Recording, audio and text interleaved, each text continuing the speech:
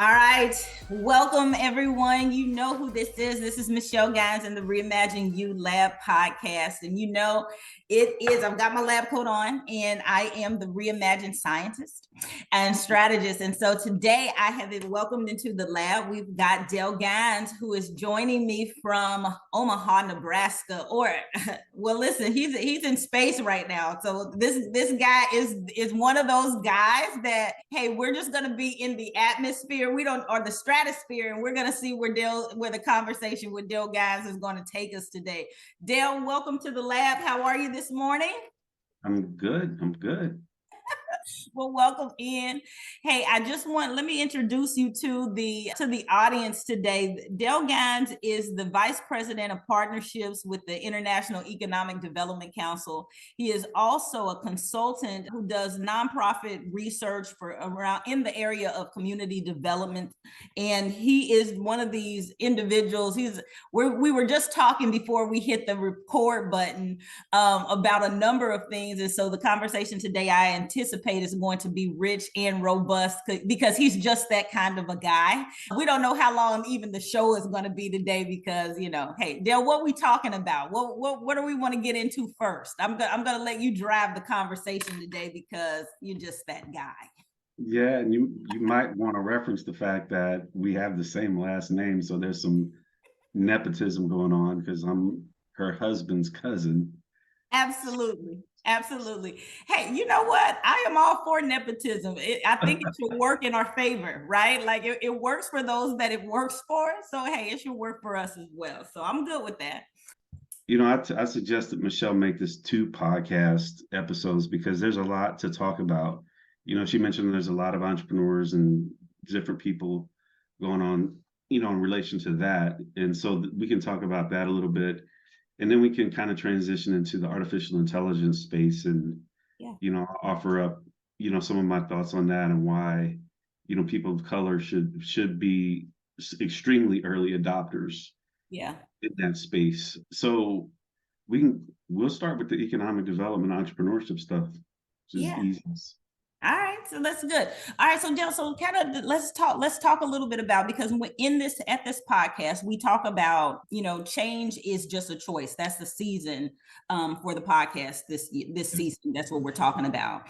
And the reason that I think that it's important to have that conversation is a lot of times we get into modalities of doing things, of operating in certain ways. And just as we have seen, hey, you are going to have to change up. You're going to have to either upskill and up level. When you talk about economic development, we know that that sometimes the systems and opportunities don't always lend themselves to, sometimes in particular communities, they don't always work well for everybody. And in that case, there's some changes that sometimes you have to make, or adjustments that you have to make, and the playing field isn't always level. So kind of give us a little bit of historical background of, one, how you even got into the economic development space, and then two, some of the things that you've been doing in that space, and some of the change that, one, you as an individual have had to make, and then two, what changes you are suggesting and recommending even for others as they are, kind of navigating now. That's probably a lot of questions all wrapped up into one. Catch it all. This should probably be 3 different episodes. We'll make it as many as it needs to be. And I have a rationale for why. Because if we're really talking about change, there's the personal experience, as you're trying to grow as a person. And then there's the technical field, and how I did certain things. And then finally, there's the innovation space, which I think most people need to be reflective on right now. But from, my role now is IEDC, International Economic Development Council, is the largest membership organization for economic developers in the world. So my responsibilities are I'm the Vice President of Partnerships, Advisory Services, and Thought Leadership. So all of our research, all of our, primarily our grant programs, like we have a big $30 million EDA project where we're putting 75, fellows in communities across the United States that are facing economic distress. We have, big entrepreneurship, ecosystem building grant, things like that. So, now my responsibilities are to really kind of help the field move forward in a meaningful way to, one, be more equitable and more diverse, and two, be on the cutting edge and be able to be early adopters of things that are going to make economies better for everybody. So we do like climate resiliency work, equity, economic development centered work, all of those kind of things. But like most people, you don't simply wake up one day when you're 5 years old and say, I want to be an economic developer. Most people fall into it, and fewer people of color fall into it. So my pathway, and I'm going to make it as condensed as possible, born and raised and still live in the Black community in Omaha called North Omaha.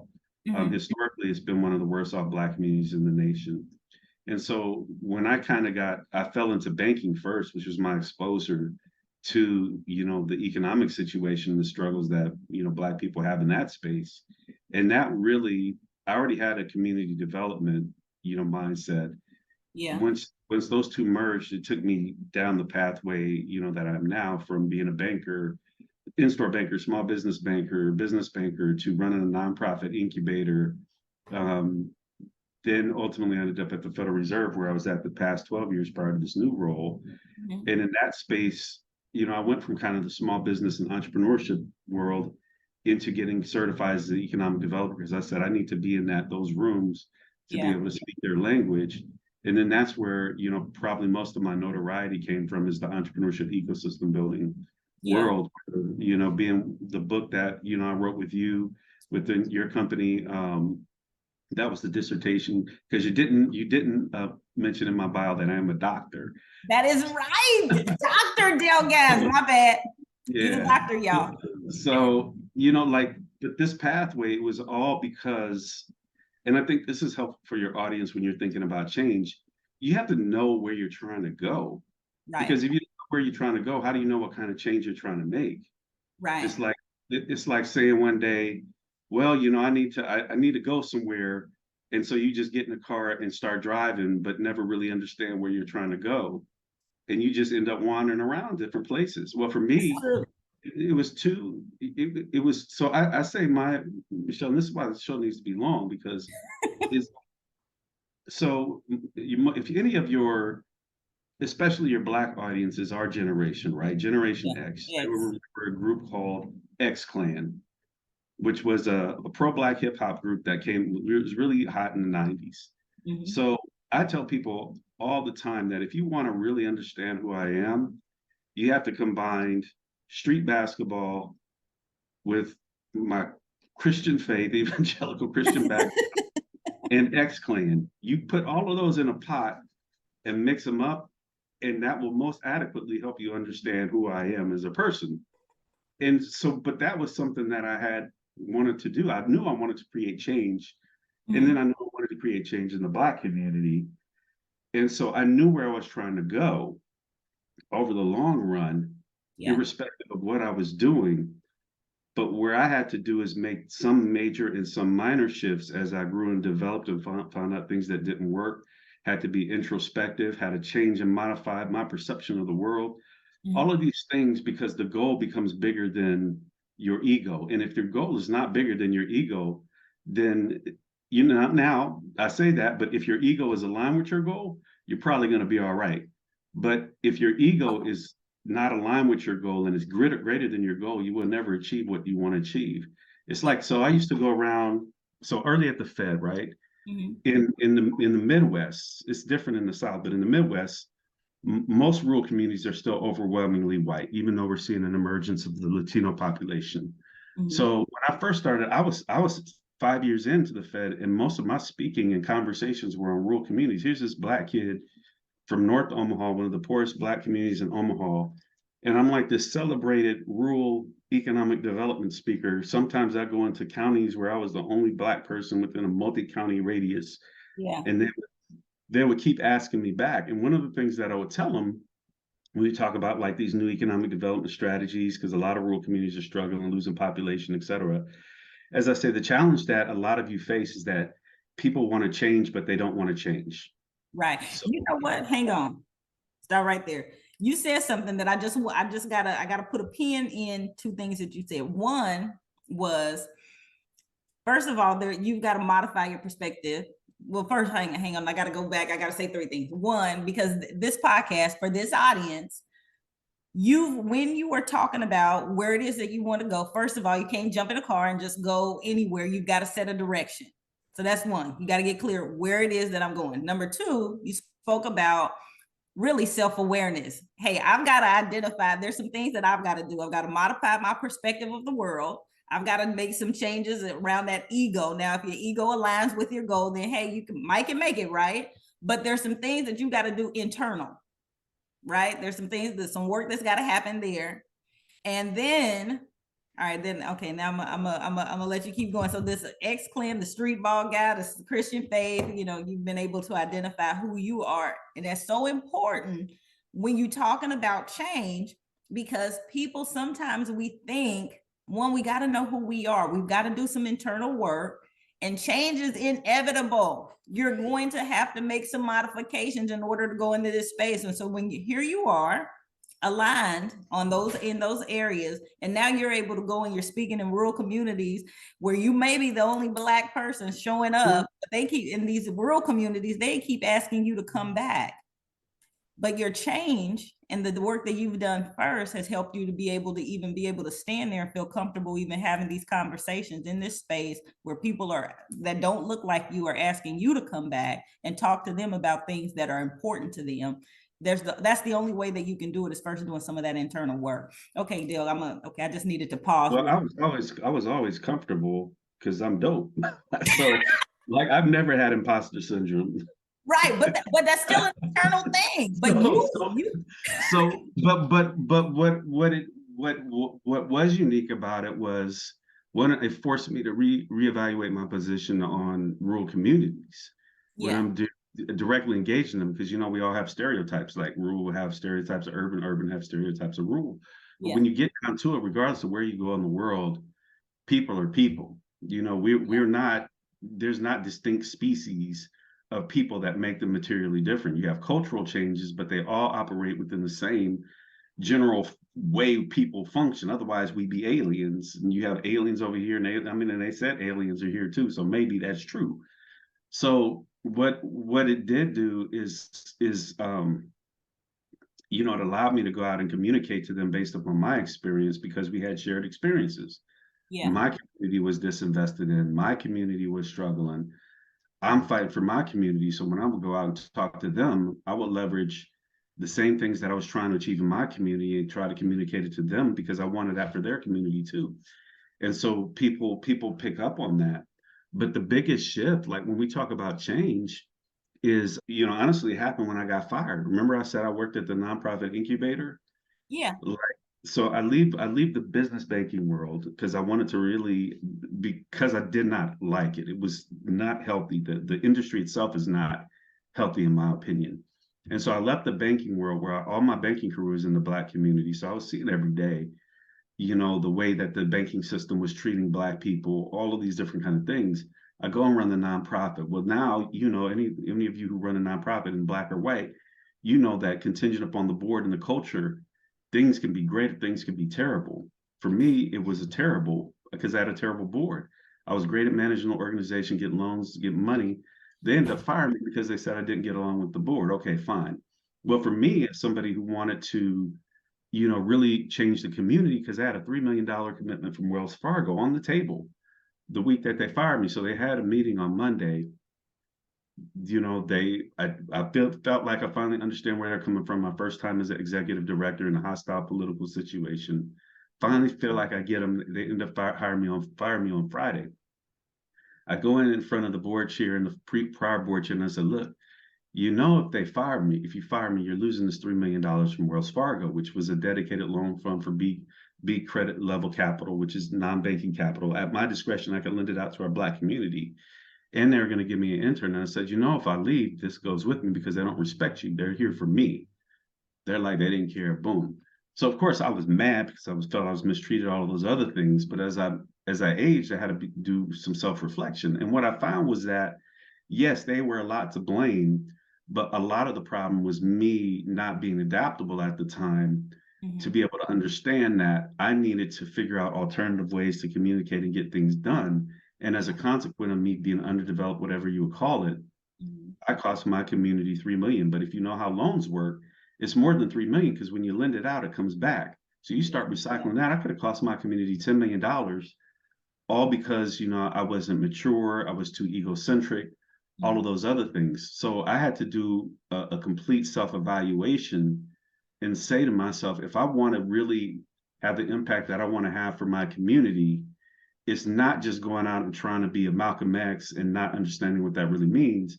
It's understanding that I have to modify how I navigate and move in a political space, in a political environment, so that I can make sure that I can still get to the good work, because the grassroots people love me, right?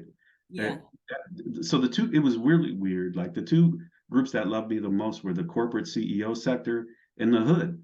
It was always the bourgeois Black people, and probably still to this day, that had a problem with me. So these are the things that I think, if you all want to really talk about making change, and that's why I say you have to know where you're going.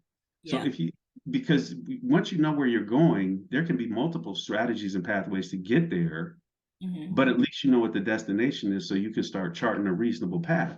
If you, like, most people be like, oh, I'm just so uncomfortable, the life is so hard, and I'm like, okay, that's fine, but what does life look like for you when it's not hard? And is that your destination? And if that's your destination, like, identify it clearly, and then you structure your pathway on how you get there. And it's not always going to be easy. Right. Like, a lot of this internal work is not easy, because we've been conditioned from, like, when I do work with the kids, Michelle, in the prison, because I used to teach a class in prison for the young kids convicted as adults. One of the things that I would always point out to them is that, because I ask them something like, when you got hit, what do your parents tell you? And their almost universal reactions, our parents told us to hit them back. And I ask them, why that's right? Well, my mom told me. Well, what makes your mom right? Right. And so what people don't realize the impact of the fact that you didn't choose your parents, you didn't choose your community you were raised in, you didn't choose the school you went to. All of these things that were influencing how you see the world and engage with the world, and now become your wiring system, hey, you had nothing to do with. And so now you're still operating on a software system that was designed for somebody that wasn't really you. Right. So you have this, and then you have this. And so now you're letting this affect you trying to get here. So until you deal with this and reformat your software, your ability to get here, unless the software is really actively helping you get to that goal, you may never get there. Very difficult. Yeah. It's going to be. Yeah. You know what? We've talked about that. As a matter of fact, how you talked about your Christian faith and, a number of things. There's some stuff, Dale, there's some stuff that we have to unlearn. There's been some conditions and some things that are put in place that you had no control over, that you have to unlearn. So as a matter of fact, when you're talking about some of these things, and some of that self-awareness that you come to find out, hey, I may not have been mature in this area, I need to work on this, I needed to, I was undeveloped and things like that. What did you do? How did you reposition yourself there? Was that work that you did on your own? Did you get help? Did you get mentors? Did you get coaching? Did you get, where did that change come from? I got help. Yeah, you gotta get help. Let me tell you where that help came from. That help came from me having to go on welfare. That's where that help came from. So when you get fired and you got 5 kids, or I can't remember how many we had at the time, but it was a lot. You got kids to feed, and you got to go on government assistance, and you have a master's degree, and you've been a professional. It causes you to really reflect. And then I was blessed that I had people in the community that helped pick me up, like a Black business owner, Judy Pearl-Lee. She hired me for a whole year to be the worst salesman in the history of the world.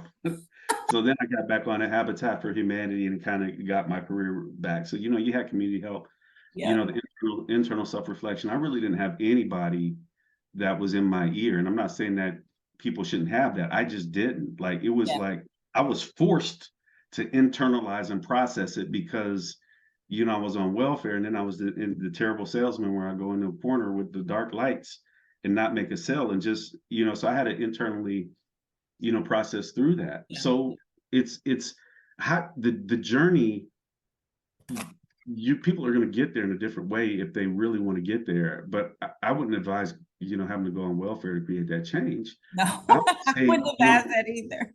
because I think, Michelle, how much better it would be for me if I would have had solid mentors around me, if I would have had, because the friends that we come up with, they're not necessarily the best ones to kind of have these conversations, which is another flaw people make, is they go into their echo chambers, and then, like, guys are a little bit different, but with women, you tend to hear a lot of gaslighting, like, oh, I don't want to do this, blah, blah, blah, blah. And, I've often seen, because I worked with a lot of women on government assistance in a program I created, you often hear people who their friend said is trying to, and they're not doing it maliciously, but they're saying, oh, it's not you, it's the world. No, some of it is you. Yeah. A lot of it is you. And you need some people that will balance out the support from your friend group, that will be in a loving way tell you the truth about yourself.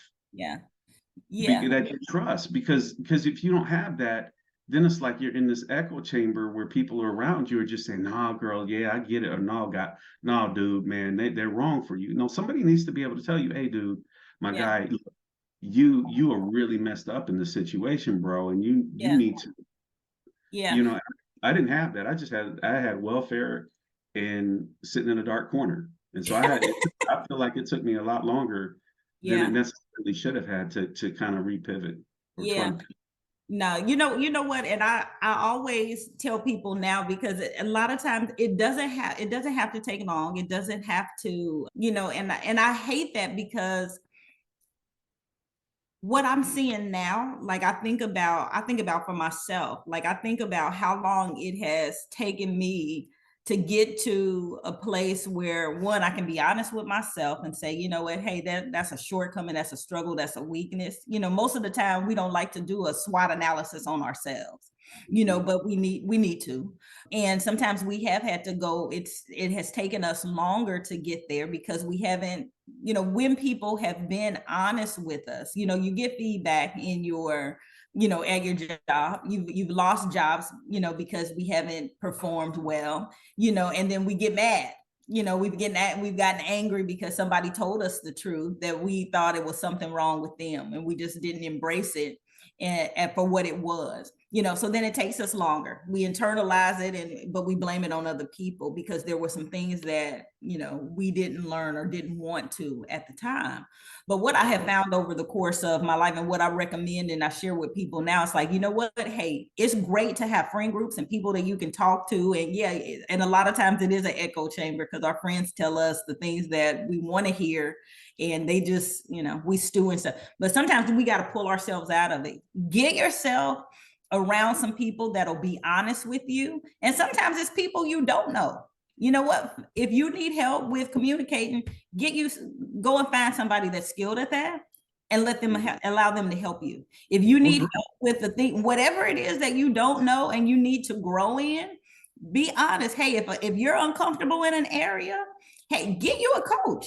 Because there's people now that can get you there much faster in a much shorter period of time. We used to laugh at life coaches, and people, I remember all the people that we see now doing well. I remember Oprah.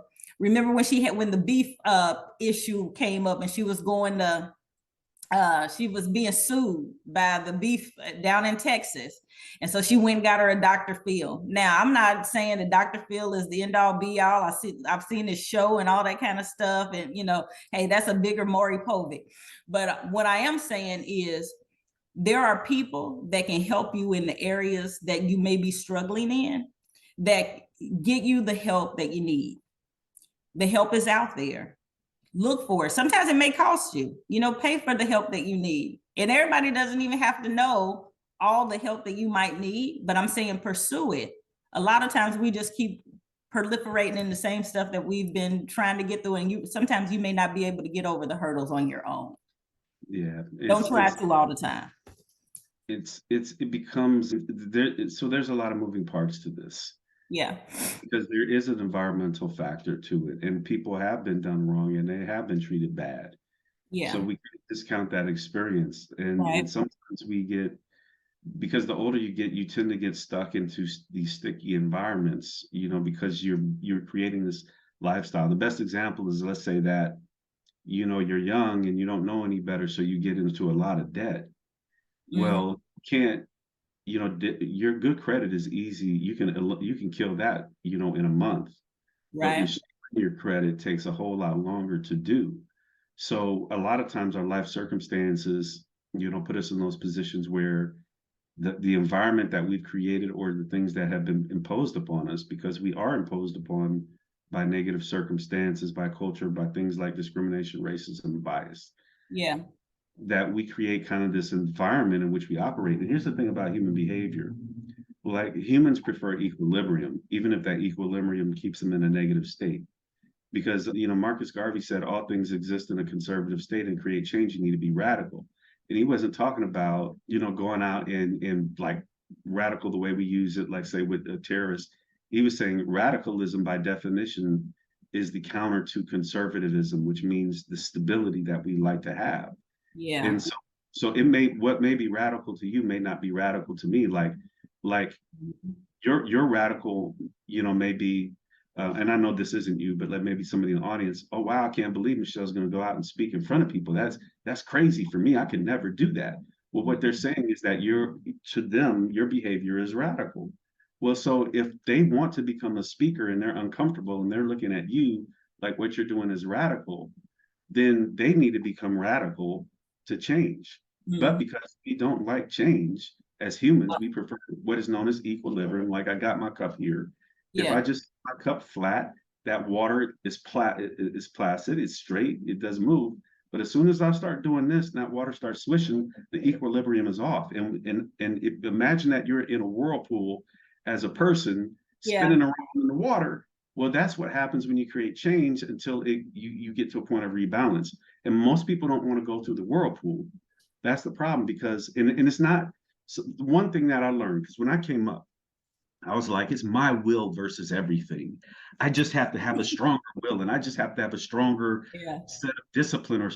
No, like, your will is part of it, but who you put yourself around, what you read, where you go, like all of these factors can create and reinforce where you're trying to go. And so the work you can do when you're trying to create change is to not change the variables around you. So if A plus B equals C, then maybe you need to add an A plus B plus D equals whatever that algebra is to change. And so if you're talking about people really changing to get to where they want to go, they need to look at their environment. They need to really look, because most people say they want something, but I'm convinced of this. They really don't understand what they're asking. That my friend is true. That is so true. I tell people all the time, like, so Michelle, if you came to me right now and I said, what's your goal? And you said, my goal is to make a lot of money. I say, wrong. That's not your goal. Money is an intermediary. Money is a tool that you're using to get to something else, right? So usually money is used as a proxy for status, for quality of life, for all of these other things. And so people may say, well, let's say I don't want this guy to be in my life anymore, right? What they're really saying is that the negativity and the imposition of this individual is greater than is not allowing me to have the peace of mind and the peace of heart that I actually want. So them getting rid of the guy is actually an intermediary process to having the peace of mind and the peace of heart that they want. And so if we start with the true objective, peace of mind and peace of heart, and we go backwards, then we could ask ourselves, are there multiple ways to get there? Maybe counseling. Maybe it's not that we don't want this guy, is that we just haven't figured out how to communicate in an effective way and be on the same page so that he's actually contributing to my peace of mind and peace of heart. Or it may actually be, you need to get rid of this guy. He's a negative influence, and you probably shouldn't have dated him and had 3 kids with him in the first place. So but it's important that you identify what that true end goal is and not try to use intermediaries. Intermediaries be a benchmark as you get to the goal. And I'm really, after dealing with hundreds of different types of people years, from like I said, kids in the prison, pro-Black conscious people, corporate CEOs. Again, human behavior is consistent. It's just the frame in which it is applied. And if people really understand what they're trying to achieve, and the reasons why, and it's congruent with who they are, it makes it so much easier, because then you're not just wandering and being random. Right. You're crafting the real way in order for you to get there, or the options on the ways that you can get there. Oh, dear, we definitely gonna have to have 2 or 3 more conversations. Talk about economic development. I know. We're gonna do it. But it's important. So, and this is another thing, just bringing that up, economic development, artificial intelligence, all of this stuff. All of these things are rooted in human behavior. So even this conversation today, it is a contributor to, what we classify as economic development. Because economics itself is classified as a social science. All social sciences are dealing with human behavior. So in fact, all sciences, period, are dealing with human behavior, because we have to, even if we're studying, physics, it's still humans that are asking the questions and are trying to figure out the answers and trying to do something with them.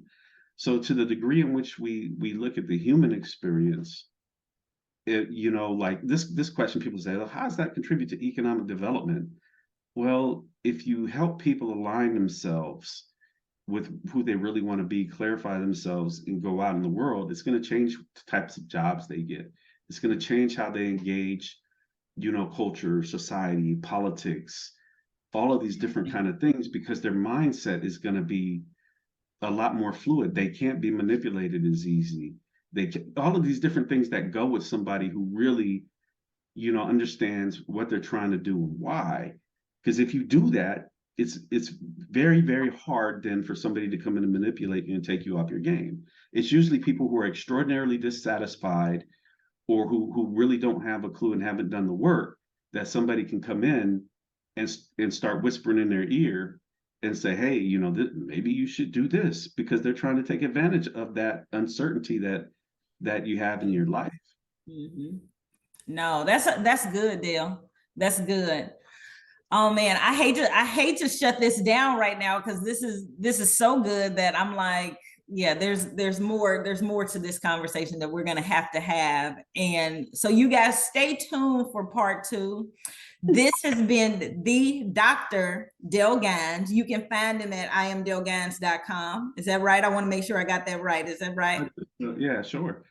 Just type in Dale Gines in Google and you can find my you can find everything about him. Find my ex. You can find my ex now, since it's not Twitter, LinkedIn, whatever. Awesome. And you guys know we're gonna bring him back, because we didn't even get into because he provided a YouTube link that I want to make sure that you guys can access, which is the YouTube. If you go to YouTube at blackgbtinfo.com, we're going to have a conversation around AI and some things that he's going to be doing, some research and such that you've done around Black folks or African-American community engaging and being some first adopters around the AI and machine learning space. You've got a paper that's coming out. Is that right, Dale? I'm actually working on it now. I did a presentation on it before, a couple of weeks ago at a conference, but I'm actually putting it into a paper now. Okay. All right. Yeah. I want to go a little deeper with you on that one myself, because I think that there's some things that I'm wanting to share in that space myself. So I'd like to have some conversation there. So I'll be getting in contact with you myself here soon.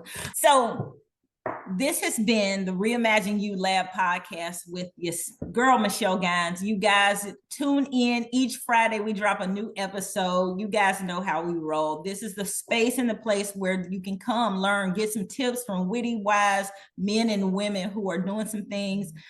We test hypothesis here. Is there ways that we can make change and do it in ways that will change your life, change your experiences?